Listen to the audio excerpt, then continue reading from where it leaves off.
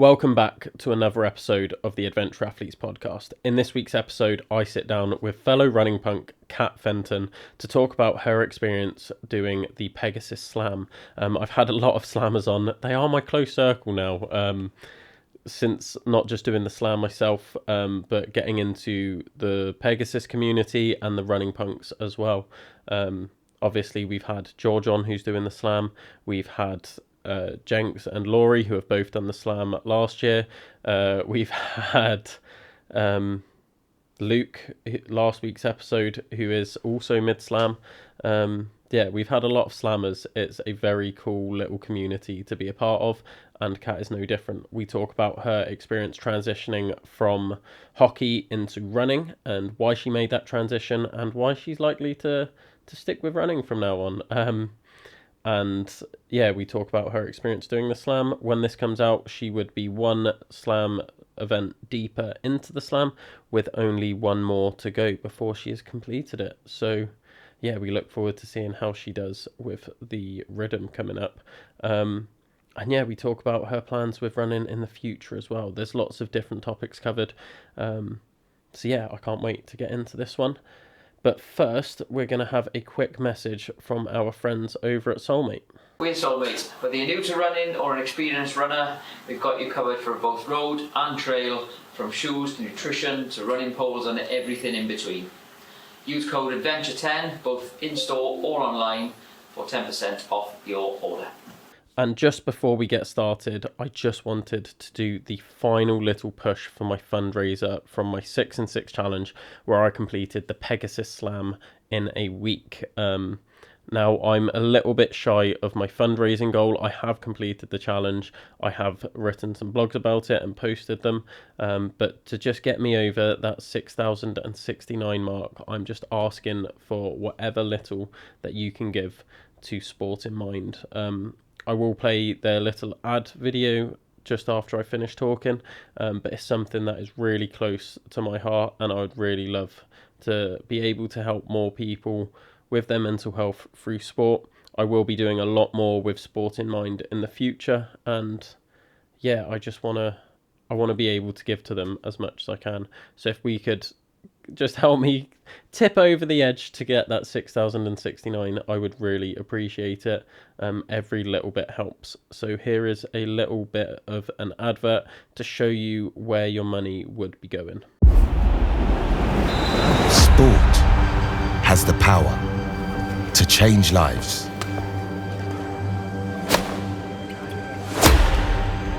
Sport is more than exercise. It's motivation, it's purpose, it's possibility, a reminder, you are not alone. We are Sport in Mind. We understand what it's like to feel disconnected. That's why we create spaces to support mental health. We meet people where they are and use sport to help them find their way back. Every step, every pass,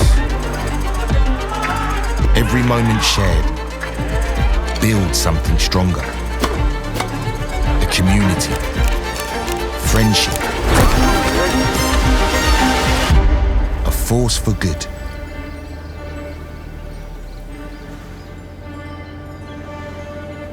We are made to move, to feel, to breathe, to connect.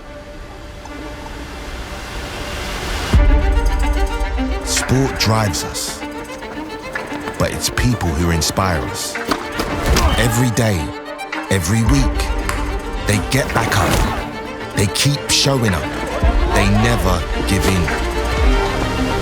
The strength that lives in all of us. So join us, stand with us. Because when it comes to mental health, sport is the answer.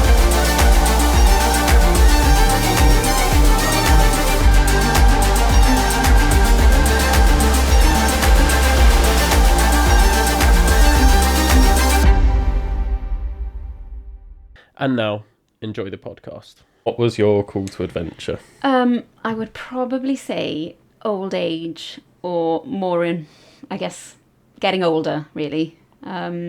So while I now run predominantly is the activity I tend to do, I was actually a hockey player for years. I only stopped playing last year, really. Well, I say stopped playing, I took a sabbatical because I'm doing the slam. So it's taken up a lot of my life, and it's probably 20, nearly 30 years of team sport. And playing at a decent level, but you get to a point where you realise your body's getting older, the people you're playing with are getting younger. And it got to a point where I'm like, I don't want to sort of start dropping down teams to play at a level I don't want to compete at. So I thought, right, probably now's the time to consider what else can I be doing, given I'm getting older, to keep myself active and interested in something. So the slam came up at the right time in terms of a challenge I wanted to do, and I'd been interested in it for a while, but felt that the hockey was in the way because you can't do the ultra training and the speed work you need for playing at the same time. It sort of doesn't really work together. So I thought, let's just have a year out of hockey, told my team I wasn't going to play, and then focusing on the slam. And then I haven't missed it, weirdly. So I don't see myself really going back to playing. And it might be because I haven't really been around it. I've stayed away from watching it as well and going to see my teammates play. So maybe it's that, but I've realised I haven't missed it this season. They've done well without me, so they clearly don't need me. They've been promoted into an English league. But I feel like I won't go back now. And I think running is where the passion lies at now, I guess. But the team sports was a massive thing, and the competitiveness of team sports was massive. But I found now with being older, the running is more of a meditative, let's enjoy it type of thing. So the competitiveness has disappeared, weirdly. Yeah. Yeah. So had you done much running before this year then? So I really started running properly in when was Idris born? So he was born in 2014. So I started running after he was born to get back into hockey, because I went back to train really quickly after he was born, about 10 weeks later. And I found obviously your fitness has gone after not playing for like a year, because hockey and pregnancy doesn't really mix, although I've seen people do it. So I started running then, and I used to hate it. I really hated it. I grew up playing all sorts of team sports, and that was my passion, but I used to be quite good at running as a kid, and I used to have to do the 800 at school, and that was as much as I would do. And then stopped doing it then when I went to university, just played hockey. But I found that I needed the running to like get the cardio back. And then I just hated it because I was like always trying to go too fast. And then I just started going to, I think She Runs Cardiff started in 2019. So I'd been running on off in between the two boys' births. But She Runs came at a time where I would just go out and run with the girls, once a week. And then that was just a conversational type of run. And I found it was a lot easier. And then realised actually you don't have to run fast all the time. It's actually okay to be slow and to take your time. And then I realised then you could run for longer, obviously, then. And then I discovered Running Punks in COVID, or just before COVID, maybe. And they started doing trails. So I just decided to give that a go because, frankly, pavement running is not something I'm really that interested in. So opportunity to go out on the trails came up when they first started it, probably about a month into it. I started joining back when it was 3 miles and 45 minutes of running, and then haven't looked back ever since. The friendships that I've made and the challenges that they sort of bring to your mind, and the encouragement that you give each other to do stuff has opened me up to like exploring different things. So that's where obviously you start small and then it escalates into bigger challenges and that. So That was going to be my next question. How did it escalate for you then, from running like 3 miles to running a series of 6 ultramarathons? Yeah, so I think with the trails, I was happy just running trails for ages. I don't think I really did any trail events for a good year. But you find a lot of them aren't that long. So there's probably a few, 10K versions and half marathon versions. But I think I just started, I think I did a trail half, and I can't remember which one it was. Probably one of the Avon Forest type ones.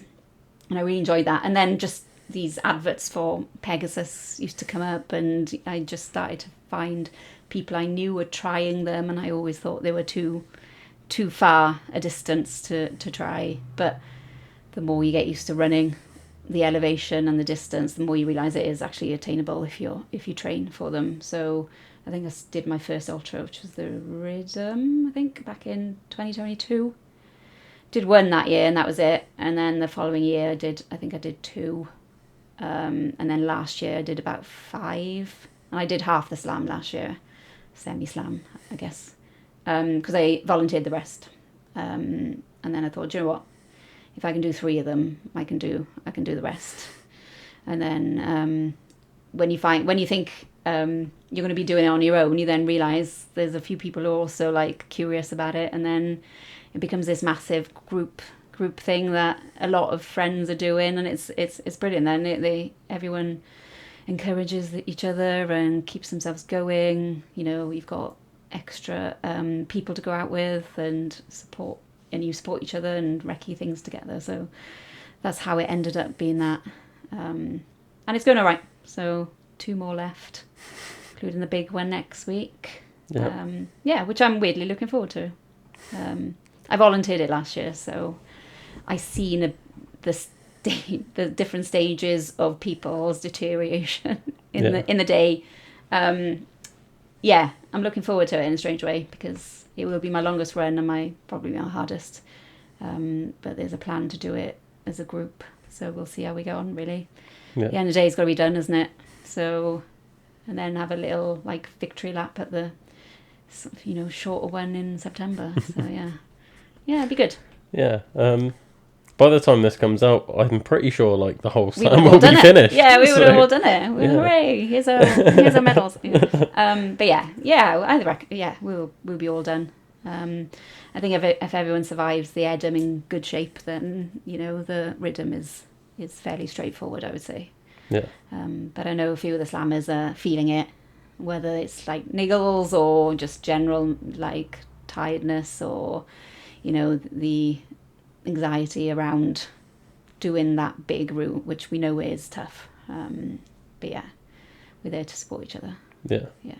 How have you found it so far doing the slam? Is there anything like unexpected come up? Yeah, I didn't expect to not hate the Cannon.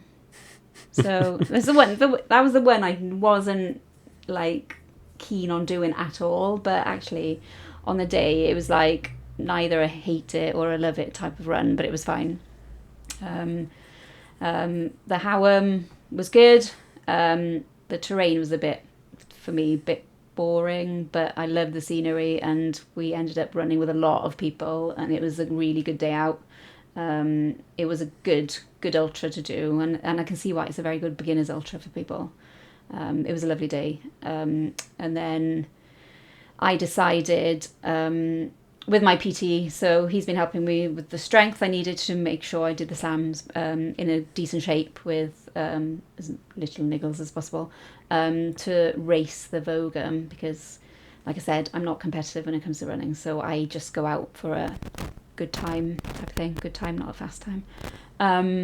So I was planning to run that properly, like race it, just give it more of a oomph to see if I could do it, and has the strength training paid off. So I was going to do that, and I was in decent shape up until about 18 miles, and then my stomach just started going, and I was just sick about 3 times in that next section, and just felt awful, to a point where I was like, I don't think I want to finish now, and I was okay with not finishing. But then Rav and Nee, who I usually run with, were like in the distance behind me. I could see, I think one of them was wearing pink. I think Rav was wearing pink. So I could see them from far away. And I went, do you know what? If I just wait for them to catch me up, I'll just walk or, jog to the next checkpoint to see how I feel. But I'll probably just stop. And then they caught me up and they were like, you're fucking not finishing, you're not finishing there, you gotta have to do it and all that stuff. So, the stuff that you need, people to G you up and go, do you know what, don't be, you gotta finish it, you're doing the slam, you paid for this, blah, blah, blah. So we got to the She Runs checkpoint and Kath helped with giving me some dry, savoury stuff that I didn't have. I had all this sweet stuff that I didn't fancy and didn't want to eat. She gave me a talking to and some food, and then I went, do you know what, I'll do the next bit, and then just death marched the rest, pretty much, it felt like, but got it done. And then after that I was a bit worried about the Piggum because of the stomach issues, because I'd never really had that before. Because I don't race them, I don't push myself, so I'm able to eat quite well, I'm able to conserve the energy. So it was quite unusual to feel like that. And I don't know whether it was the pushing or whether I just felt unwell because I'd been ill. I was ill then for the next week. So I had to take the time off work to recover. But Piggum went fine. Like food intake was back to normal. Really good day out in the hills. Still a tough route, but it's one of my favourites. And I really enjoyed that one. So we're up to now. So Edam now, barely ran in between just to make sure I was recovered enough, and just looking forward to getting going with it now, really. Yeah. See how we go on. It's going to be a long day. Yeah. We know that. 50 miles is always a long day. 50 miles is a long time. Because like in your head, sometimes you finish like finish a 30 miler, you're like 25 miles in, you're like, oh, it's only 5 miles, that's like an hour. And then you realise, no, that's probably going to take you longer than that. So God knows what I'm going to feel like when I've reached 30 and gone, oh my God, there's 20 left. But yeah, looking forward to it. Yeah. You'll be fine. Yeah. What have you been doing, like strength work wise, with your PT to sort of keep you injury free? So I've got a bit of patella tendonitis in my left knee, which I probably got from last year. It niggles now and again, but it's probably from a lot of the technical descents that we do. The punks are renowned for not doing very simple descents, so we just bomb down these like tricky hills, well, steep loose ones, but I think it's just from that. But he's been focusing on like quad and hamstring strength, running specific ones to make sure that my legs can handle the descending, so that my knee is under less pressure, which it has made a difference. I do notice it because it tends to ache a bit when I'm running, but not to a point where I feel so sharp that I've got to stop. So it was fine in the Piggum. So I'm doing a lot of deadlifting and what else am I doing? Ski erg. Not a fan. Slam balls and then running, that sort of thing. So yeah, it's all running based. So he's been really good. He's been my PT since hockey, so he was doing a lot of strength conditioning as a team activity for us to get us match ready in pre-season. Yeah. So I've known him for years, and he understands the activities I'm doing and what needs doing. So it's been really helpful. I'd advocate anyone doing strength and mobility as part of this, because you can't go through 6 ultras without feeling something. But having that in the locker as well just does help. Yeah. Everyone sort of sees it as this quick fix of like, oh, if I do that, I won't get injured. Yeah, if I do 10 squats, I'll be all right. Yeah. I think you're always going to have some injury, niggle, whatever you want to call it. Like, you can't avoid it, sadly, no matter how much you do. Yeah, and I think being ultra runners, we're probably stubborn with it as well, in terms of like understanding, is it really a niggle now or is it turning into an injury? Oh, it's all right, I'll just go out and run and see what happens. But definitely in my older age now, I do feel like I need the mobility in there, I need the strength in there, and I used to hate sacrificing those minutes of being active outside for it, but it needs to be done. So I make sure I do it like at least once a week now with an actual strength session with my PT. And I can't move for like 3 or 4 days after. I think I did it last Thursday and I couldn't really run until Sunday. I was just like aching, like my hamstrings, so I felt like I'm going to fall off. But yeah, it needs doing. Yeah. Yeah. What does like a training week look like for you then, building towards the 6? Not so much mid-slam now, but like in the build-up. I would say I'm very fast and loose with training. I work in compliance and quality assurance, so I'm very, like, my day-to-day life is work instructions, plans and whatnot, so I'm very strict in my work, but I'm very fast and loose with stuff when it comes to running. So I tend to probably run like 3 to 4 times a week.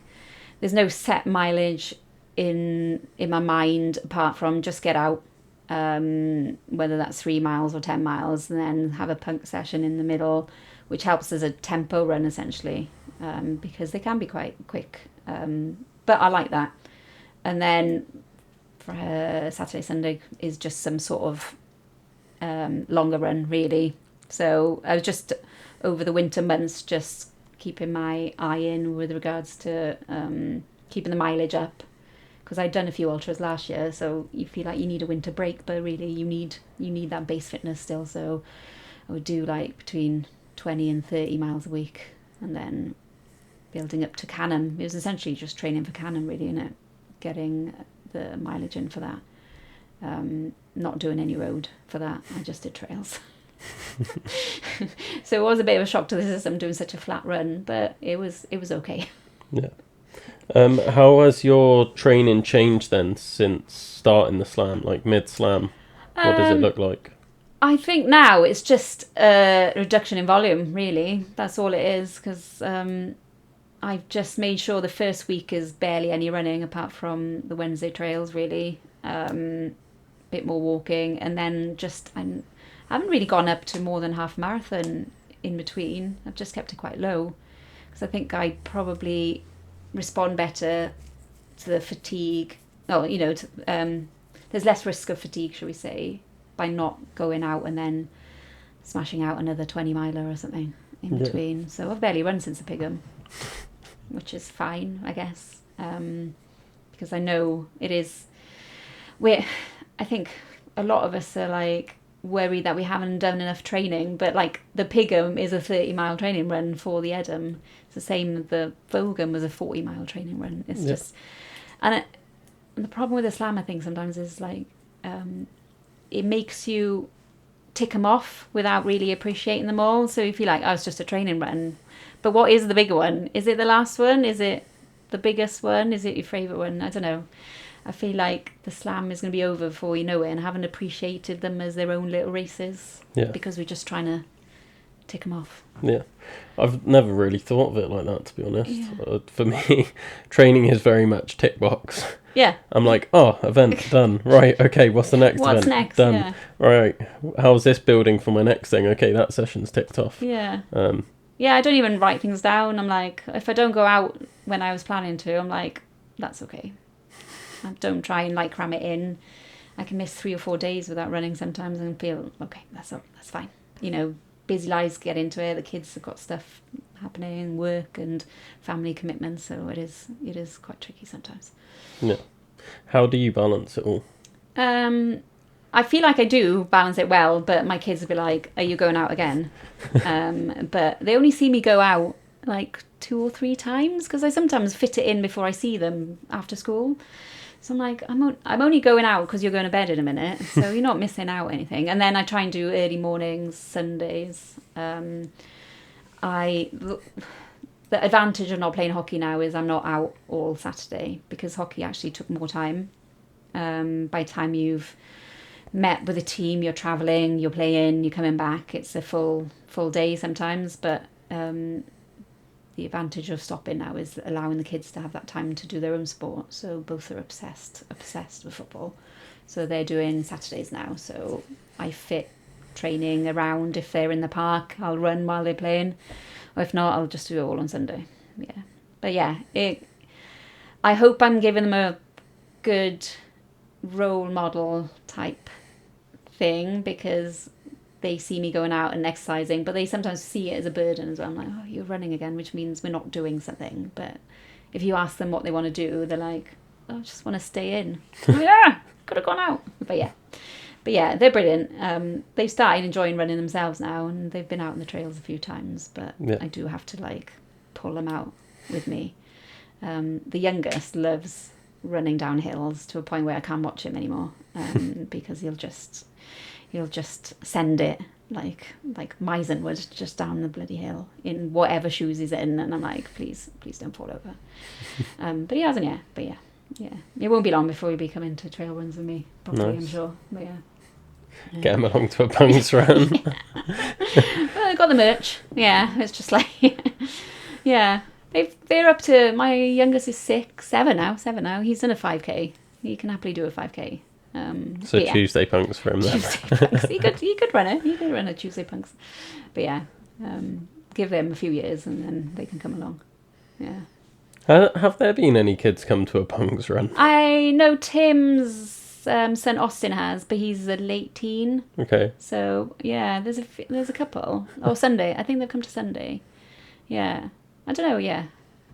Who else has said? Jenks's boy Luca's done the Denny, but not a punks run, isn't he? Yeah. But yeah, it would be. You should have a junior mini punks trail session. Junior punks. Not a bad idea. There you go, Rods and Jimmy. Get some junior punks. A punks crash. Yeah. Drop them off Sunday morning. They go off with someone for their little trail run. Just do like 5k, and then it's like, right, adults, you're going around doing a 10k. Meet on the course somewhere. Yeah. Kids would probably need less stopping, to be honest. Yeah, their energy is pretty good. And then they'll whinge in when I make them walk up the Garth. Like, if it's a run, they're fine. But if you make them hike, they're like, oh, God. It's more fun running. Yeah. They do like it, yeah. Yeah, it's boring if you have to walk it, because then it's like, oh, this takes ages. You run it and you're like, you're not thinking about how long it's taking. Get snacks, make a competition, and then they like run up the rutted side of the Garth. Winning. Yeah.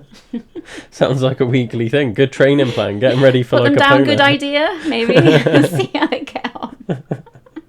Midwinter. Go on, go down there. Like, we went up the ski ridge not long ago, and I showed them the steep side that was on the Epona going up the first year, and they looked over and went, nah. Like, no, yeah, you're too young. Yeah. So with your slam then, what's been like your highlight moment so far?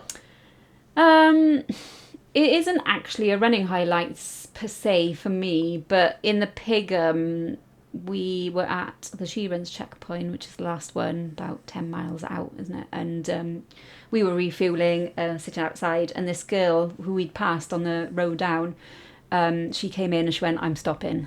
And she wasn't in a great way. She was talking to Lorna, one of the volunteers, and said, I can't do it now. Can I stay here?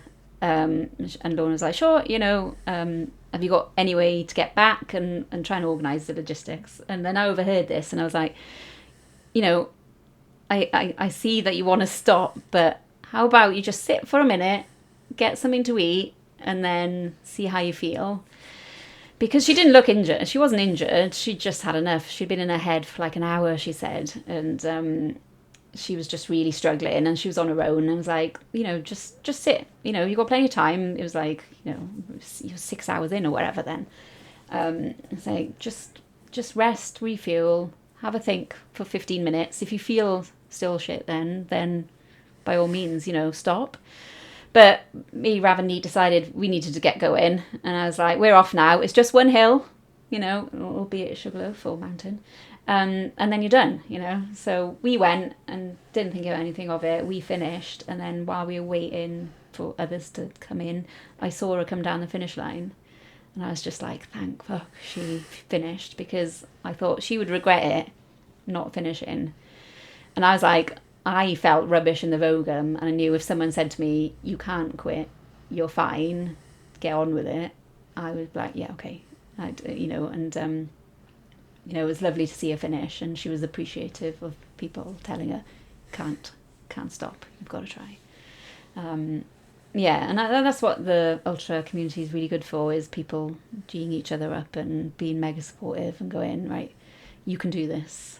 Yeah. You know, I've seen it a lot in volunteering. You know, people do hit a hard point in a race. It's inevitable, isn't it? Ultra running, you can't feel amazing the whole time. You know, sometimes people just need that kick up the bum, going, go on, get back out.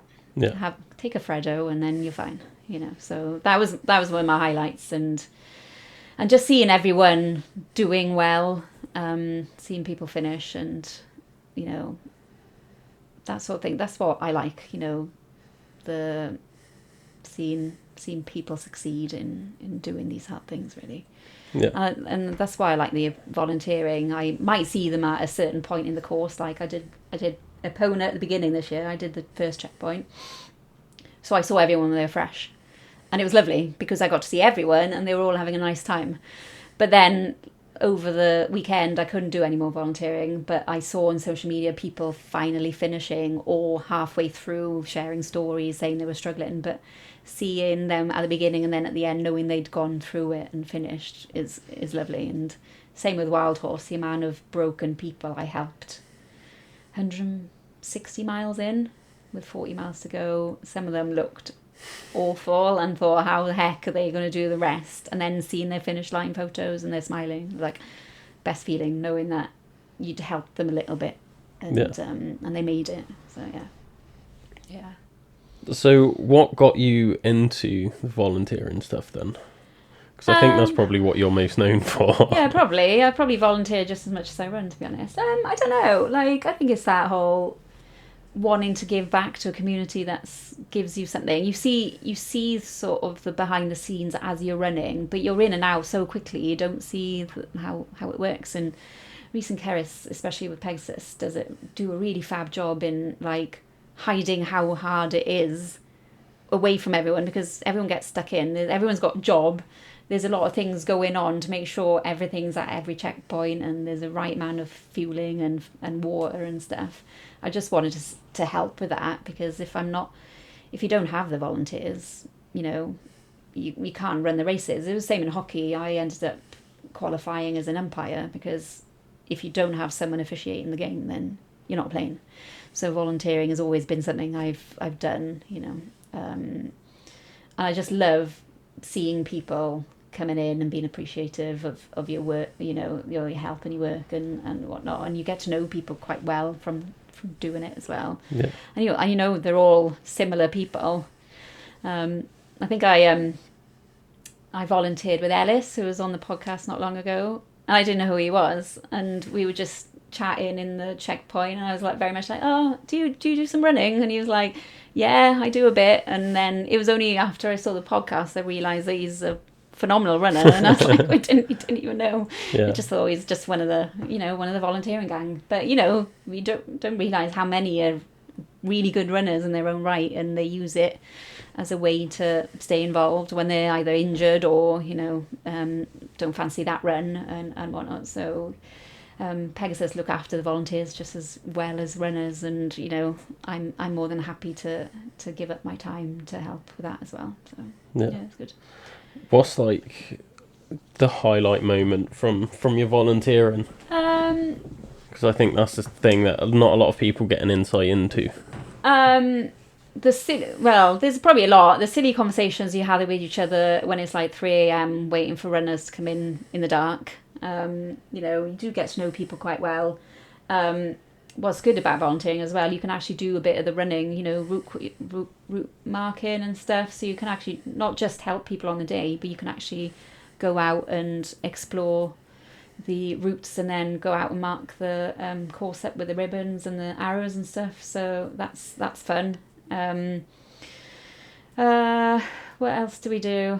Yeah, you just get to know a lot of people. I think my group of friends has increased by helping.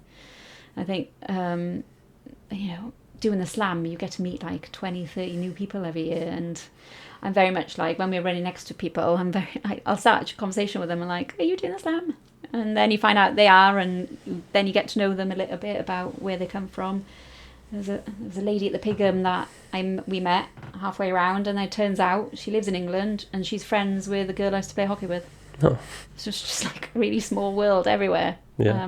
But yeah. I don't know what my highlight would be necessarily, but there's a lot of good things that comes from it. So. What about the bad things then? Lack of sleep. I think I was awake last year at the Epona for about 38 hours straight. I tried to sleep several times. I just couldn't. Like, you can't sleep in a car. That's like... Oh, I can. I can't. I need an actual comfy bed. But the problem, I think last year I was in a really, really cool location. It's like Menady car park. It's lovely in there. There's no signal, so you can't track anyone. And I knew there was a lot of people I knew running. So I just had this fear that I would miss them if I fell asleep.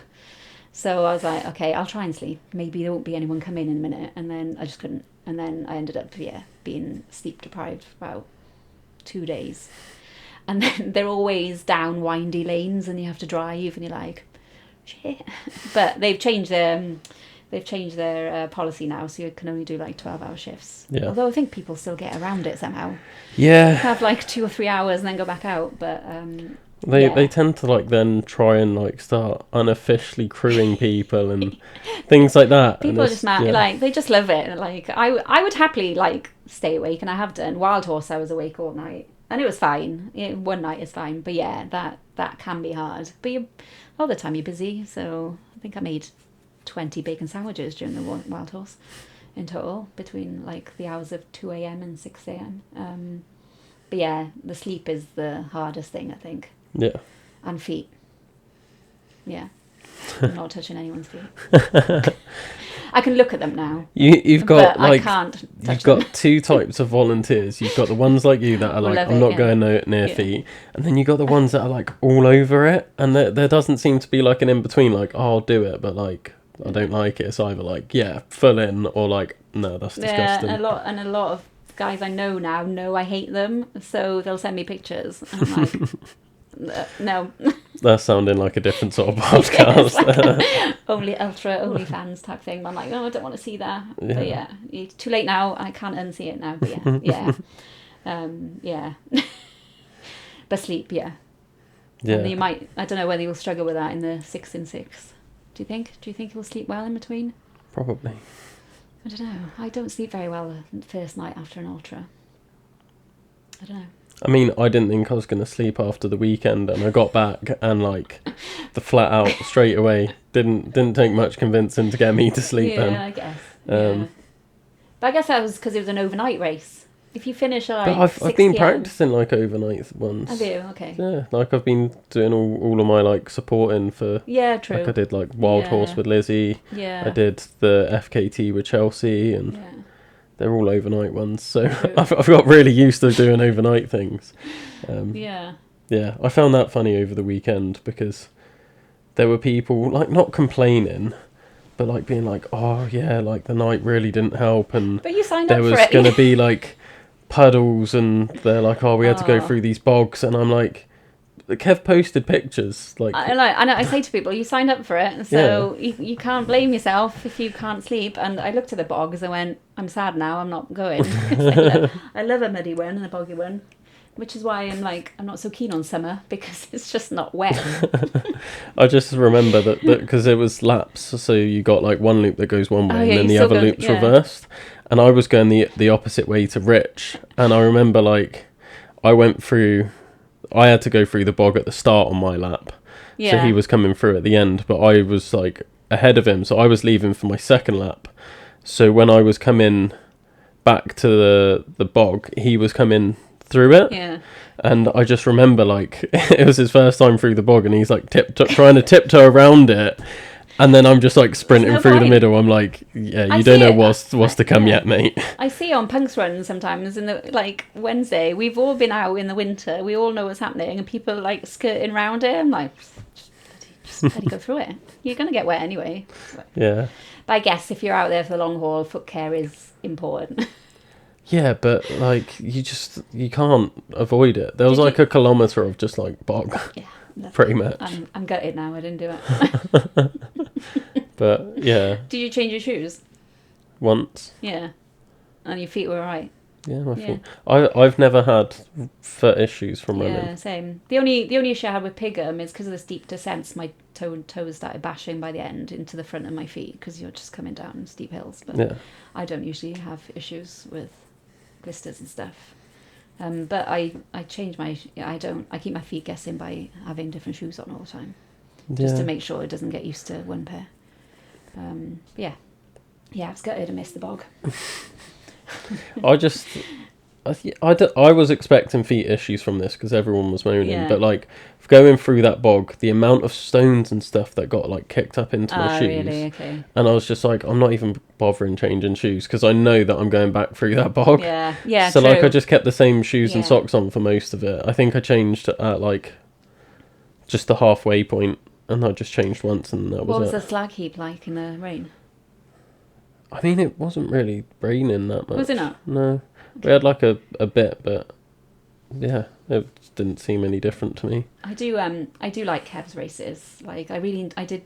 Which one did I do? I did the March one, the ultra Hateful one. Eight. Yeah, the Hateful Eight one. But it's brilliant because I love being at the slam and getting to see all the slammers, and we see each other at the beginning, and then pretty much I don't see anyone else apart from Neat and Rav all day. You know, we run together, and everyone else is, you know, either behind us or ahead of us, and I don't see them, and there might be a handful at the end. But Hateful Eight is brilliant. Like, you see everyone all the time, Yeah. just like crossing paths, and I thought that was a really nice way of like keeping everyone together. And you just like, I got told off by Carl for yapping the last time because every time I saw someone, I was like, "Oh, human, how you going on?" He's like, "Shut up! I'm trying to get third or fourth or whatever." But yeah, it was a really good day. That was. How many? I think I did 3 loops, but I did 26.1 and then just stopped because I couldn't be bothered to the extra 0.1 because I'm not bothered. Yeah, fair. Yeah, but if it'd been if that had come at a different time, not between now and the Edam, I probably would have really enjoyed doing Saturday. Yeah, Saturday. both really. But yeah, I might do his winter loop one because they are good. Yeah, and I did enjoy them. So Yeah, yeah. no, it's a good event. I didn't have the best time, but it was a good I heard event. you and Rose had stomach problems, didn't you? I actually haven't heard about Rose's stomach Oh, I problems saw it other on than Strava, from I Andy. think. Yeah, Andy's told she me put it on about her them. Strava, I think, because Rich said, "Oh, I had to pull her out of a car because she was going to stop." She was and then they gonna ended up teaming up, which is brilliant. You know, Yeah. that's what you want. Someone go, "You fucking come in, make you." I kept trying to make her because she was even at the start she was like, I'm doing 2 laps. I was like, you're not doing 2 laps. Like, Yeah. I wrote your plan. Like, you're not doing 2 laps. She was like, no, I'm just doing See, 2 this laps. would be me with a plan. No, I'm not doing it. No. Yeah, she was just like straight up refusing, but then she got on with it. Yeah, I'm amazed because I just like assume Rose is smiley and happy all the time when she's running. So to hear that she struggled was I thought it was quite unusual. It's like, oh no, she'll be fine. She could do like 3 or 4 laps, easy. But yeah, bless her. But I think she was just in her head because like Yeah. at the start she was like, I'm doing 2. She did 2, and then like I didn't see this because I was out running still. But she just sat in her car for ages. Apparently, she was just sat there, and Richard like got back and then noticed her in their car, and then he was just like, she's been in that car a while. Like, I should probably go check on her. And she was like so close to just driving off. but then yeah, I guess. But that's still 20 miles, isn't it? Yeah. Yeah. Yeah. But I told her off at the start for saying that. I was like, no, you're gonna do more. Like, Yeah. you're gonna podium. And she was like, no, I'm not gonna. And I knew she'd podium. then she did. Yeah. Yeah, she's such a phenomenal runner. She was 1 minute behind first place female. Okay. Like, Yeah, 1 God. minute. Which was But quite funny. She's such a great runner, and I love it when she leads trails because you know you're in for like a crazy like route. Yeah, I don't think she knows where we're going, No. let alone everyone else. The Come Calm one was especially good with all that like climbing through wherever that was. Similar to my run on Sunday, I was like, oh, look up Craigracht. It's really nice up there at that moment. Couldn't get through the brambles. But Yeah. No, she is. She's a really good runner. She doesn't see how good a runner she is. So she needs to listen to her coach more. So if you're listening, Rose, Best get listening. No, she's wicked. She does do a fair amount of her plan, to be fair. Yeah, She is good. she puts the hard work in. You can tell. Yeah. Yeah, what one thing I like about the ultra community is, you've got your people who are elite and who will win races and whatnot, but even though Rose podiums, she's still just one of us. Like, she's very unassuming about it all. She doesn't realize how good she is, and it's just, you just mates with people who are just good, and then you just go out for a run with them, and you don't realize how good they are. Yeah. I just find it funny, like, just with Rose especially, she's just like, 10 a van one day. She's like, I'm going for this race the next day, and she's like messaging me and George being like, oh, don't think I'm going to go, like, I really don't want to do it, but I've told my friend I'm going, so I'm going to go. And then was that the duathlon type one, the swim one? Yeah. And then she just like rocks up, does it, and like we've both messaged her in the day, because like George came here to do his podcast, then we've both messaged her just being like, how'd you get on, and we're like waiting to hear back and whatnot. And then she's just like, yeah, I did all right. And then it's just like, oh, okay, like, enjoyed the race sort of thing. Yeah. And then we find out that she won. And then it's just like, she doesn't even say it. Yeah. It's not like, oh yeah, guys, I won. It's just like, yeah, it was all right. There's nothing in no woohoo in the group chat or anything. Like, guess what I did, guys? Yeah. That's. I think that's quite lovely as well, though. Yeah. Yeah. He's funny. Fun to coach. Same with George. He's fun to coach. The pair of them are just, yeah. Do they listen though, predominantly? Yeah. Let's go. Yeah. No, they are good. They are good. I'd be terrible. Can you go out and do this? Mike? The thing is, like, I don't think there's many people out there that are like, I'm not trying to sound like a prick saying this, but not many people out there that are good to coach. Yeah. Because you just have to realise that, like, the coach will try and write this perfect plan of like, this is what you need to do, and then your life gets in the way. Yeah, there's context in there, yeah. Yeah, some coaches don't realise that, and they get really annoyed at their clients, and they're like, oh, if you just follow the plan, and it's just like, they've got a life, like... Yeah, sometimes I'm like, I've got really good, like, I think vaguely I'm like, I'm going to do Monday after work, and then I'm like, work sucked that day, or I didn't leave at the right window, now I've only got 20 minutes, so it's not worth it, or you just feel shit that day. Getting older, so like my joints ache for no reason, and I'm like, do you know what? I'm excessively tired today, and things like that. So it does, yeah. I think that's why I'm not a slave to a plan, because I'm like, I don't know how I'm going to feel tomorrow. Yeah. But I vaguely do something, yeah. It's just the way I try and like, I try and teach my clients things without forcing it on them. So I don't ever just like spray everything at once. Yeah. But like some things that like I'll introduce when they're ready is like, oh, this is the idea of, you've got a floor and a ceiling, like, this is the bare minimum. It might be like, well, say your ceiling is like, I want to do like 2 hours of like training, like an hour of strength, an hour of running today. I want to do like my mobility. I want to have like the perfect diet today. Like, that's your ceiling. But like most of the time you're not going to hit that. So it's like, right, what's the minimum I can do? Like, instead of an hour of strength, can I just do like 20 push-ups? Can I go for like a 5-minute jog? Like, it's marginal gains more than anything as well. Just that consistency and not letting yourself feel down about it, being like, oh, well, I missed this day and like my whole plan's gone to shit. Yeah. And people do, some people really benefit from having it, but then you can see that they beat themselves up if they miss something. I'm like, what is the real impact if you haven't done, I don't know, an interval session today?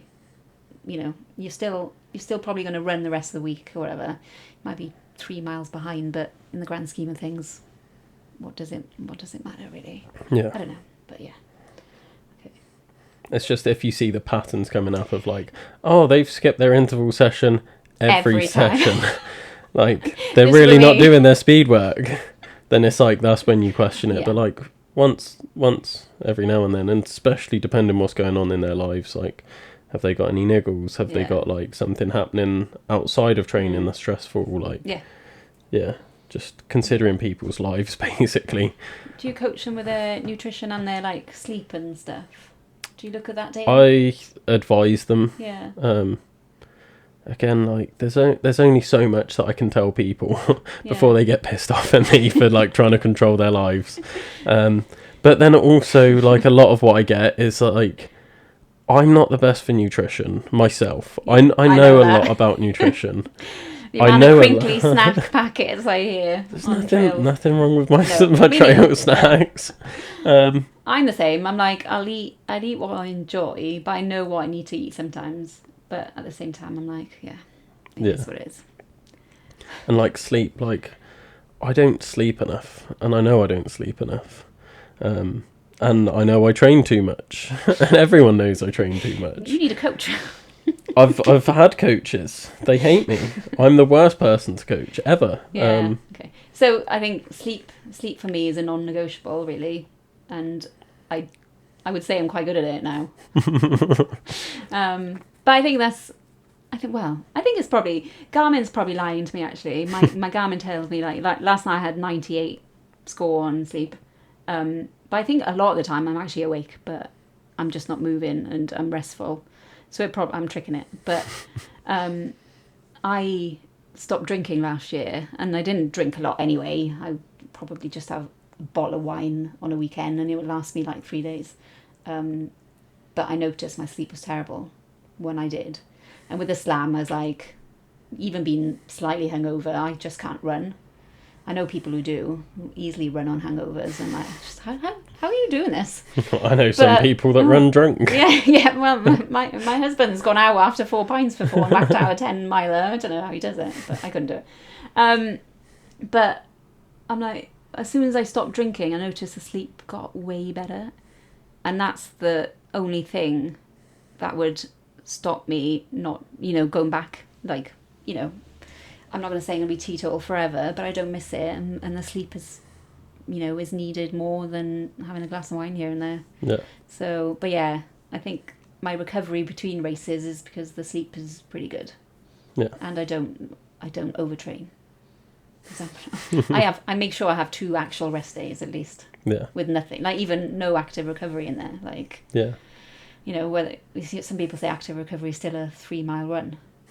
I'm like, I can't do it. This might sound controversial to people. I don't believe in active recovery because you're still being active. You're putting a stress on your body. Somehow, yeah. Even if it's swimming or whatever, yeah, you are. Yeah. Yeah. It's just less stress than a heavier day.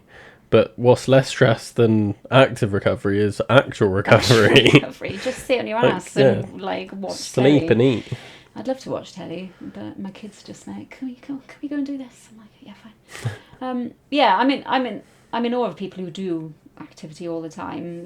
I do need it. If I don't do something for a few days, I do feel it, feel antsy. But I run with Rav a lot, and she's on some 2,700 whatever day streak of running, and I'm like, how are you doing this? Yeah. I don't know, and I guess a lot of it isn't truly full on high tempo stuff, but I'm like, I just want to do nothing today. You do need it sometimes. Yeah. Yeah, so I'm looking forward to after the slam to actually do nothing for a bit, not for a crazy amount of time. But yeah, have a few weeks where I'm like, I only go out if I fancy it. Yeah. See, and then there's me. Where and then I'm like, then I'll probably still be plotting what I'm going to do. But yeah. I've already put a training plan together post my slam. So the week after my slam, I'm like, right, this is my training schedule. But I guess it's consistency still. You've got to have something in there. I will still run, but actually, I think I've got a free space for one of the Running Monk events, so I might be running anyway. I think I've got a marathon space. Okay. Can't remember. I'll have to look when that is. I think it's after the slam, but I can't remember when. So I will be running anyway, but yeah, it won't be at the same level. Yeah. It'll just be like winter base training, try and do some new routes that I like the look of and people do. I don't route plan, I just steal off other people. or ask them, can I have it? Because I see... Why ask? Just go. Whatever. Yeah, I guess I could just go on the Strava and steal it, isn't it? Exactly. But I like looking at people's stories and go, this was a really cool adventure. I'm like, that looks good. And then you realise it's a bloody hardcore route and like, why did I do this? But yeah. See, most of the time I either run the same route because it's convenient, or I just get Strava to tell me what to do. Yeah. Yeah. I'm not a creature of habit when it comes to routes. I might have one route I do regularly, which is the one near me up into the Wenat, but even then I change it slightly. But yeah, I like, if I do a road run, which is not very often, I'll just go, am I going left or right? And then turn, and then go, am I going left or right? And then I just make it up. The only reason I stick to my route is because I'm like, if I've got an hour gap, I'm like, I know I can do that in an hour. I'm quite good at timing it. If I vaguely know on an hour or an hour and a half, I just run and I sort of get it nailed. If I go out for a run and I haven't got a route planned, I will get so lost. Like, not even lost in the sense of like, I've done really far because I've just got that lost. It's like, I will end up doing like a rose route and it's like, you can't run. This isn't a path. So, yeah. But that's what I end up doing. And I'm like, well, I've started now, so I don't want to like not go down here. And I'm like, I'm sure it'll get better soon. And sometimes it does. Most of the time it doesn't. This is what happened to me yesterday in Craiger Ash, thinking I would be clever and do the bottom path. And then it was really tall ferns. And I thought, that's fine. It's just ferns, isn't it? And then I got halfway through and it got really brambly. And I was like, I'll just go. And then just like scratch the shit everywhere. But I was like, I'm not going back. I'm not going back. There's just that thing about like turning back that you're just like, I don't want to do that. Only once I've turned back in recent times, and it was my birthday run. I got a route from Jenks, which he did last year before the storms up in Dare Valley, and there was just like these pine trees everywhere, like falling down, and I couldn't get through. I just go around it then, and I saw a sort of a path that naturally went round, and then it just got denser and denser with dead trees, and the ground was unstable, and I was climbing under and over, and I went, this doesn't feel safe. And there was no GPS signal because there was no signal up there. So I went, I'm actually going to go back. I don't want to die on my birthday. But I'll go and explore again up there. It was lovely. Never run up there before, Dare Valley. But yeah, now I know where I am. I'm pretty good with directions and being aware of my surroundings if I've been there once. Yeah. But if I've never been there, I'm like, I'll follow specifically a route. And then I'll go back another time and just make it up. I'll go to the same places all the time and still get lost. Do you? Yeah. I did the Pigham without looking because I'd done it once. So I just knew which way to go. Yeah, no, I couldn't do that. Yeah. I'll 100% get lost. And do that on the Rhythm. The amount of people I shouted at last year, the Rhythm going the wrong way. I'll get lost at the Rhythm. And I used to live around there and I've done it, yeah. And I've scouted it. Yeah. I still get lost. Yeah. Yeah, because some of it is you follow some of the Cambrian Way for a bit, don't you, and then come off it. So I get why people do get lost because they follow the markers. But sometimes Pegasus take you off it, don't they? And then you're somewhere else. But loads of people got lost coming off the Lonely Shepherd at the Pigham because it's not obvious that you have to cut down into the valley below because there's a path that goes quite far the other way. And some people ended up that way. So if you do that, you've gone the wrong way. I got lost at dusk till dawn on the last lap, and I'm like, I've done this loop 3 times. Yeah, I think John did last year. I think he did one of the Hateful Eight ones the wrong way for about a mile, didn't he? Because he turned around. He went way off course. I remember messaging him going, "Where are you?" When I'm fucking lost. I've gone the wrong way. Yeah. No, it's all fun and games. Some people just aren't. The thing, I'm quite good with navigation though, but like, I need a map. If I haven't got a map, then I'm not good at navigation. I can't like picture things. So like when people give me directions, a point of reference, I'm just like, I have no idea. Like they'll be like, oh, if you just go down this road and get to like this pub, do you know where you are? I'm like, no. There's some trails I swear I've not been on, and especially on the Wednesday runs, and some of them are in the dark. I'm like, I've not been down here before, and then I look at my heat map and go, yeah, I've been down here at least 3 times. Just don't recognise it. But yeah, I think that's what's quite nice about trail running, isn't it? You're not truly lost, do you? Really. You're somewhere. You're always and it's somewhere. Just an adventure. You know, you might be like half an hour later than you planned. Yeah, but this is why I have my routes planned. Because it's not like all of my training is done in the day, like just scattered between clients and stuff. Yeah. So it's like, I don't want to be back late for a client. No, that's true. And I've had it once where I went. It was actually on the route that I do all the time now, which is the one I took the punks on. Yeah. And I was going down the grassy path and I slipped because it was wet and I was recording myself, funnily enough. And I just went like arse first into this puddle and all my clothes were soaked. I had to go and buy new clothes, so I had to run back faster.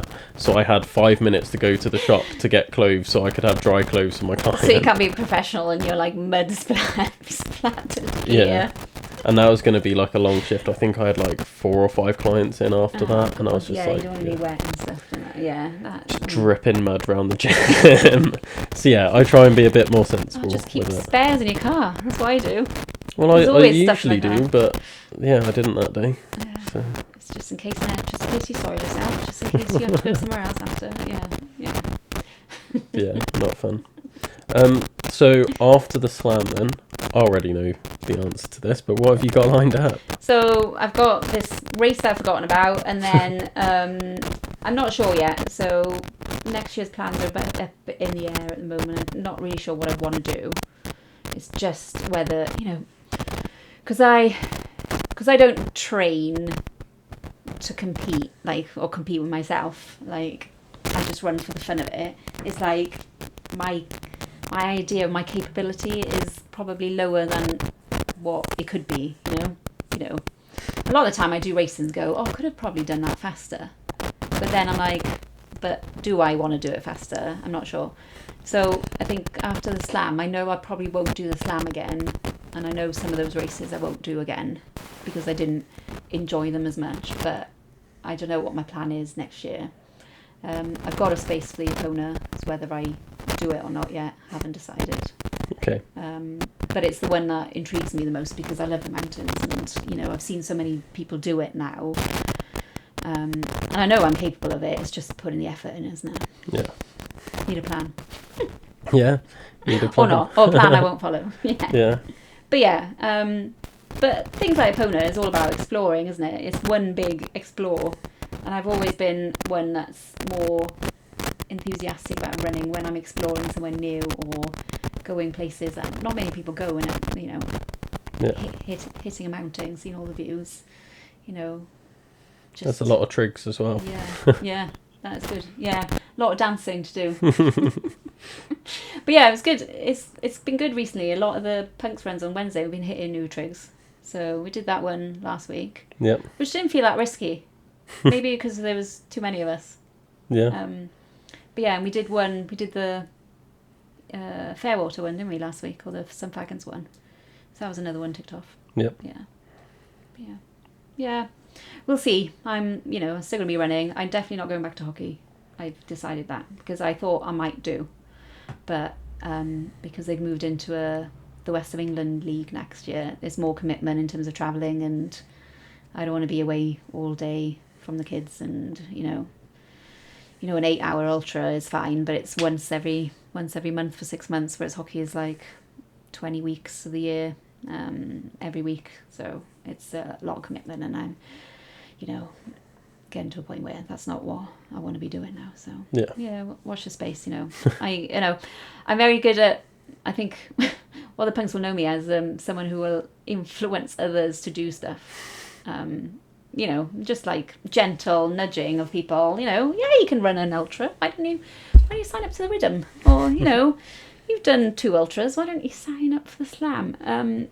But I will happily do that for others, but I'm not so convinced. I have to convince myself. So, I'm not in the realms of wild horse and all that sort of stuff. That doesn't interest me. The big things, but 100-miler intrigues me a bit. Yeah.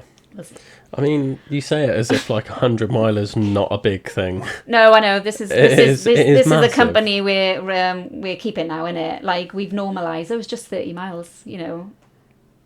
That's massive. When I speak to people at work, you've done what? What you're doing 6 of them, and you're like, yeah, and you're like, just a marathon today or whatever, and you're just like, we're just hanging around with each other too long, aren't we? And think now. 5-mile run is pointless, isn't it? It isn't, 5 miles is just quite 2,000 feet of elevation this morning, or whatever. Yeah. It's nuts, isn't it? Yeah, God. Yeah, that sums up our friendship circles. And then we're all going, do it. I think it's just turning into a thing where it's less about who can do like the biggest thing, but more about who can egg someone else to do a bigger thing on. Yeah, if you like WhatsApp group and just put some eyes next to someone's comment, you're like, yeah, get them to do anything. Yeah. I mean, love that's it, how though. my slam started, was Yeah. Jenks just being like, oh yeah, like you should try it in a week. And I'm just like, okay. Challenge accepted. So then it's like, well, what's next? What can I get someone to do? Yeah, it's So, pay it forward, isn't it? yeah. I'm Double it and there's give it to the next person. sure someone else has the challenge accepted type of mentality. I got to find someone to do the dance slam in a week now. God. Just be like, yeah, go on. I don't think he'd even get Dan to do the dance slam. No, he likes it being spread out, doesn't he? Yeah, there's a reason for that, I think. Yeah. I'm looking forward to seeing how you get on. It'll be good. Yeah, well, everyone will know before this episode comes out, so this is where I get like into halfway through the canon, and I'm just like, yeah, running's not for me. I'll go take up hockey now. That's what's gonna happen. Oh, it's dangerous. It's a dangerous sport, honestly. No, I love team sports, but running is weirdly a team sport in my mind. Like, I think one of the advantages I find, one of the reasons why the reason why I probably don't miss hockey in a weird way is I get more out of running with someone for half an hour or 2 hours or 8 hours than I ever do being with a teammate for 2 hours, because you're busy doing your job on a pitch. You're not really even speaking to them. And when the last season I played, there was people who were in their 40s and people who were 15, and there's just not the same sort of commonality and friendships there. Whereas I think now, running with a group of 10 people, you're all striving for the same thing, but you're chatting shit about not running. Yeah. And you actually get more out of it than turning up to play a game. You barely speak to them, you play a game, and then you're off doing something else. So actually, the being part of this community and the punks especially, I'm getting way more out of it from that point of view. See, and that's how we egg each other on now. I've hardly done any events with people. I run all the time with someone. I rarely run on my own. I started Dusk Till Dawn with Lee and Dee, who ended up winning it. Me and Lee just shot off, and Dee was just behind us for ages, and we just like looked back and was just like, oh, you're right there, mate, like just listening to like our conversation sort of thing. And then we was like, you could have just like joined in. He was like, yeah, I just like, you two just shot off, and I was just like looking at everyone else, and I just thought I'd run with you guys. But I forget, like, because I would call myself an antisocial social person, so I love interacting with people when I want to, but sometimes I'm like, not today. But it's not usually in races, but I love it when you're running next to someone, you just hear their life story and you're chatting with them for like half an hour, and then they leave your life and you don't see them again, ever or whatever, or you see them every bloody month because they're a slammer as well. But I get to know people, and then she sends me messages going, this person's just followed me on Instagram, do you know them? And I'm like, oh yeah, I met them last week when we were running. You just get to know people at different stages, and then they become your virtual online mates, don't they? But yeah, you'll end up just chatting to whoever. Yeah. And I'll end up running with someone all the time. Very rarely run on my own, apart from training. I never had that, because like when I started doing ultras, like for one, I didn't know anyone, so like I just rocked up. Yeah, but like that's not from me doing the events, that's from the podcast. Yeah. But like I used to just rock up, and then I wouldn't talk to anyone, but then I found my pace was such an awkward pace that I was never like near anyone, like in front or behind. I was just I'd always just end up on my own for like miles. But I guess now the fields are bigger, so there's probably, I find it now, the difference between this year's Pegasus runs and last year is like last year I think me and Neat did the rhythm and we barely saw anyone for ages, and then this year you turn around, there's someone right behind you, you look forward and there's someone always in front of you, so I think there's more people, so maybe this year. Maybe. When you're smashing the head on after when I'm dying. When I'm crawling at the back. No, and I think you're right. The sweeper's just going to be like, I don't think this is safe. And I'm going to be like, it's okay, I've already run 200 miles this week. Yeah, no. You'll be fine. I'm sure you'll finish it in decent time. I think you will. Everyone training. keeps saying that. Done the training. Some people have suggested that I'm going to podium the Edam, and I'm like, sorry, are you off Yeah, your because rocker? everyone else has died. Yeah, like giving up. It's just, no, there's no way I'm going to podium the Edam. Like, not a chance. You never know. You never know. 4 ultras deep. I'm struggling to walk after doing 40 miles on the weekend, let alone like 200 by that point. Yeah. Get back on the horse. Not a Innit? chance. Not a chance. I've done the North to South Wales cycle once, like a challenge, and we did like 10 hours of cycling, and then the next day you have to do the same. You just get on with it. You do. Yeah, but you don't race it. No. That's This the is what I difference, mean. guess. Yeah, I don't race anything. So I'm not going to be racing the Edam, but I'm going to be quite far at the back, I reckon. No, you'd be ahead of me, I reckon. I don't know. If you see me, then you're going too slow. Is that going to be the marker? I just want to get through it. I'm not Same. bothered. Yeah. I want to get back in time to have some sleep before having to do the rhythm the next day. Yeah. That's my goal. If I can get some sleep between those two. I reckon you will. Yeah, You're not we'll driving, see. right? No, I'm not driving at all that week. That's not a thing. I hate driving anyway, so it's good for me. Yeah. But I also hate being a passenger, so yeah. But if you're I get tired, quite you're car gonna. sick. Oh, you'd be too tired to be puking. Or judging by Saturday night, I'll just be puking anyway, so it doesn't really make a difference whether I'm in a car or not. God. Yeah, I don't envy my parents shuttling me about, just being like, my legs That's a good thing I feel they're sick. doing. Yeah. Yeah. Help me. Yeah. And then you're like, you sign up for it. That's what I tell everyone when they start whinging, including See, myself. You sign up My for it. mum won't say that to me. She'll just be like proper baby in me. Oh, if you want to stop, just stop. She's got some good stories of cleaning up my sick as an adult. So yeah. I won't share them on the podcast, but yeah, maybe I'll do a podcast with my parents post slam and Yeah. See how get the behind the them scenes to of the tell 6 to and tell the 6. stories. Yeah. Are you going to document it as well? Yeah, I don't know how.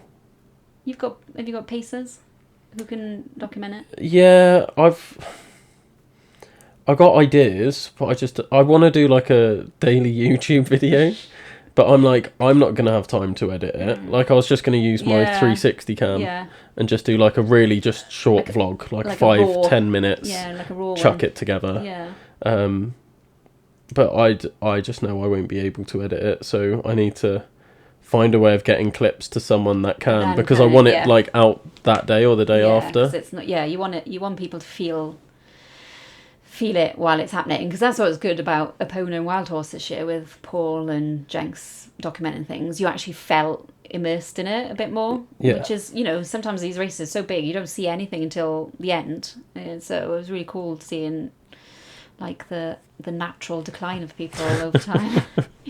Yeah. I was really flying here, and I'm like, no, you're not. If you watch it, you're like really shuffling. But yeah, that's what people like to see, Like Yeah. the actual how hard it is, because it is going to be hard. Yeah, so I'd like to do that, and then I'd like to have these 2 cameras just given to crew, and then just be like, right, get as much behind the scenes as you can, and then make like a longer mini YouTube doc or series or something.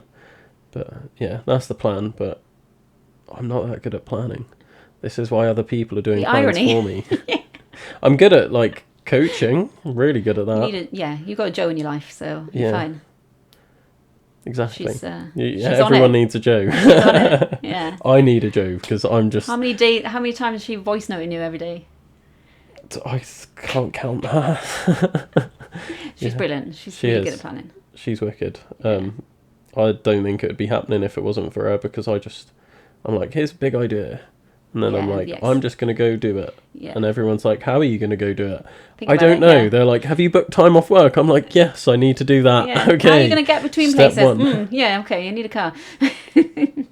Yeah, no, there's a lot to think about. Otherwise, to be fair, it would just be me driving around on my own, sleeping in my car, and then like, that's assuming it's a loop, because then it's like, well, I end up back at my car. But if it's like Vogum or something, then it's and then like, Cannon, yeah. okay, I'll just run back now to get my car. Like, 80 miles later. Oh, Yeah. Still haven't got my car. Yeah. yeah, so Yeah.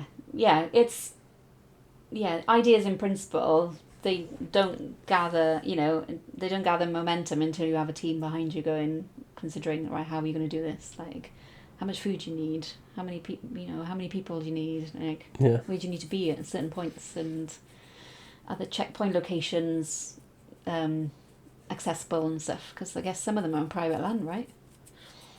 Yeah, so we're doing makeshift ones. What if it rains? And all that. Yeah, it's a tricky one.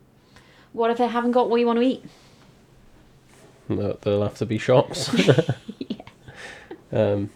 No, I think it'll be alright. I don't even know what I want to eat before doing it, so I have no idea what I'm prepping. But yeah, it is hard. Like, I've got some things I always eat, but then after being sick of the Vogum, like I've been really put off by it. So I'm like trying to find I've new just things got out. my trail snacks. Yeah, salted pretzels are the one now. They're quite good. Mine tend to be Squares bars, Mars bars, yeah. and what are they called? Sour Patch Kids. Yeah. They're like my 3 go-tos. Yeah. Sainsbury's do a really good fizzy watermelon slice sweets. They're good.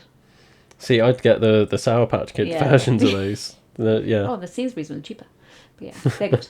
They're good, but they're a bit chunky. Yeah. Yeah, that's pretty much my plan.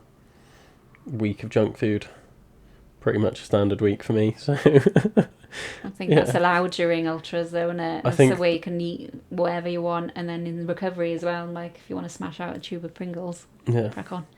I think the only thing that's going to be different with this week is instead of spending the whole week working with some running, I'm going to just be filling my work time with running. Yeah. But everything else is pretty much the same, like lack of sleep, lack of nutrition. You might find you sleep better, maybe. Yeah, we'll see, hopefully. If that could fix my sleep, then I know what I'm doing every year, just to be like, right, this will reset my sleep for the year. Just don't do three 100s in a row. That'll be the next one. I've already had this discussion with Reese. We've discussed the... Join them up together. The owner series as one. It is. I hate that this has come out on the podcast now. It's basically the same as the slam in a week, because it's the same 230 miles versus 300 miles. Yeah. With an extra year of training. Yeah. Doable. I'm like, and giving myself, because it's 50 hours roughly cut off for each one. Yes. Yeah. So doing that is basically doing it in a week. That's a week, no, 6 days.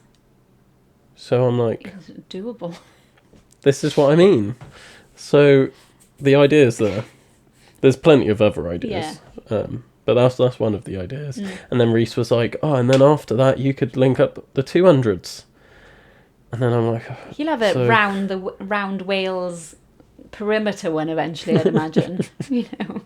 That's just then doing the like Welsh Coastal Path. Yeah, 800 miles and or then so. Offers Dyke as well. And... yeah, 1,000 miles, whatever it is, I don't know. Yeah, when does that end? And this is the thing, innit? We're in a community where, like, no one goes, I've done my bit, I'm done now, I'm content. There's always I'm sure some people next? do. I'm sure they are. I'm sure there's people who do one ultra and go, that's it. Yeah. I haven't met many yet. But there's some people out there who'll go, Joe. But do you know why people like us don't meet many people that have just done one and finish? Is because we then bully them into doing more. So that's why it's come like that. When I met Rose, she had only done one ultra. Yeah, I thought she'd done loads, see. And this is again normalising people thinking they've done more mileage. And some people go, I've never gone over 30k. I'm like, what? I thought you'd done like 40 miler. No, I haven't. Like, well, now's your time. You just assume that they do. You just assume that people have done done I it. thought Rose had done some ultras, but she had done one, and then she did Tenavan with me, which technically isn't an ultra. Yeah. I don't count it, but and then she's done this one, and I was like, that was your, like, at the finish when she's got like the trophy in her hand, I was like, this is second ultra in it, Rose, and she was like, yeah, well, yeah. I was just like, yeah, okay. Yeah. No, makes sense. So, yeah. Yeah, I'd love to know who has only done one and is planning to never do another one. I mean, even people who have a bad time and go never again do end up going back out for redemption, I think. Yeah. I think it does happen. Yeah. You know, Luke's doing the Edam again. He struggled with it last I year. mean, he's doing the slam, so he doesn't have has a to. choice. I guess he has to, yeah. But he's done it 3 times now. Yeah. So he says it's terrible, yeah, he's back for a third go. Yeah. I mean, that's the reason why we do it, is because it's terrible. Yeah. Surely. Yeah. So, yeah. Although I enjoy most of mine. Apart from Vogum, I would say I've enjoyed all the ones I've done. Yeah, I don't understand that. Because I'm not, That's I'm alien not to me. racing. Because I'm not racing. I mean, I haven't really I don't push raced. myself. I've raced Dusk Till Dawn. But do you feel spent at the end of every one? Yeah, that's usually because I haven't trained. Because I could have carried on. If I said at the end of Canham, if there was another 3 miles, I would have been able to do it. Yeah. And this is what conversation I had with my PT before. I'm like, it's not that he's like, you're not trying hard enough. It's like, you're always leaving something in the tank. What for? I'm like, you never know. Might need Life. it. That would be I my need to response. survive. Yeah. Because the more trying again, the more likely I'm going to fall, probably, as well. Yeah. And that does happen quite a lot. But hasn't for a while, but yeah. Got to make sure I've got enough energy to stay upright. Right. We'll leave it there. Cool. Thank you for coming on. Really appreciate your time. And yeah, I will see you. Well, I'll probably Wednesday. see you. Yeah, quite a lot anyway. But I'll see you at the Edam for sure. And then yeah, good luck with the rest of the slam. Even though it will be done by the time this comes out. But yeah, good luck. Thank you. Thanks again for listening to another episode of the Adventure Athletes podcast. We got plenty more episodes coming out. It's not just runners, it's not just slammers, it's not just my friends. We have got a lot more episodes coming out. Next week we've got a rock climbing coach on. Gav is returning for his 2nd episode on the podcast, and it's an absolute banger. So definitely hold out for next week. Another great episode. Week after, we've got Laurie, who I brought up at the start of the podcast for doing the slam last year, and she did a Pona this year as well. So in 2 weeks' time, you can hear from her, see how she got on, how she got into running, how she got on with running, and everything else she's done, because she is an absolutely phenomenal person as well. And then we've got a bunch more guests booked on for me to yet record. As well as that, if there's anyone you want to hear from, especially if they aren't a runner, because I've had so many runners on now and I really want to branch back out. If there's anyone you want to hear from, please let me know. I'd love to get them on and share some more incredible stories from people doing incredible things. So any suggestions, please leave us a comment, drop us a message, whatever you can do. We're trying to get over the 1,000 listeners in a month mark. So if you could share, follow, whatever you have to do to spread the word of Adventure Athletes podcast, giving out free information as much as I can and sharing inspirational stories from the best people that I know. So yeah, please share it around and get us over that 1,000 listeners mark. Until next time, guys.